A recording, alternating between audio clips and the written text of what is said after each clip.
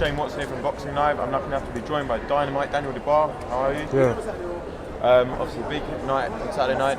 Yeah. Richard Lartey, respectable heavyweight. What can you expect on Saturday night that maybe other opposition hasn't given you from Richard Lartey? You know, I'm prepared for whatever whatever way he's going to come out. I'm prepared, ready 100% for the unexpected, and I'm just, primed and ready to fight come Saturday. Obviously, you fought earlier in the year, and how many more times would you like to be out before the year's done? Depends really. There's talking about big fights this year, so it's looking maybe two more scheduled fights on paper. So yeah, I'm pretty busy this year. I'm pretty, step up fights. All of my fights has been, it's a step up from last year, and yeah, there's no going back. And obviously, you've been mandated to fight Joe Joyce for the British title. Yeah. I'm not too sure what the latest is with that going on at the moment, but is that a fight that you expect to happen this year?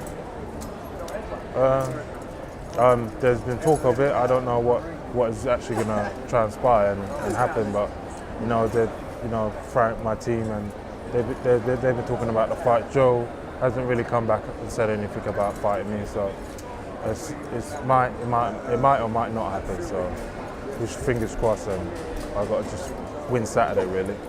I know that obviously you'd have sparred this up in the past. Is that a fight that you feel like you're ready for right now? And that's the fight that, even after only having 10 fights, 11 on Saturday, that's the fight you'll be ready for? It's a fight. It's definitely a fight. A winnable fight for me. And it's all comes down to preparation. And as long as I prepare 100% to win, and I'll come through anyone, I believe. I know you're very focused on what you've got going on at the moment, but the heavyweight division is really buzzing again. It's not been like this for a long time. You think it's good you're getting all these fighters that are getting these big money deals and stuff, and hopefully that means that they can come together in the future? Well, definitely. There seems to be a lot of money, hell of a lot of money flying about. Fighters, all level types of fighters are in the game, so it's all about coming and, showing that, coming out on top and being known as one of the top dogs in the division, and that's where all the big deals are happening. So yeah, it's a working process to get to the top. I know you come from a very boxing family, and I know your brother and sister are very successful in the amateurs in their own right. Yeah. Is it important to be a good role model to them as well? Because they're going to be coming through thinking about what their big brother's doing in the game.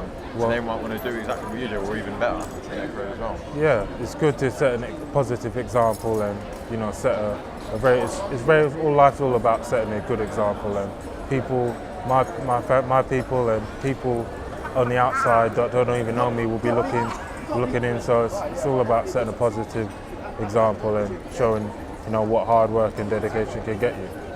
Obviously, Jeremy Miller failed a drugs test, and we found out what substances he failed for. It was quite shocking what had happened. Yeah. What's your thoughts on everything that's happened and the potential opponents that have been announced replaced?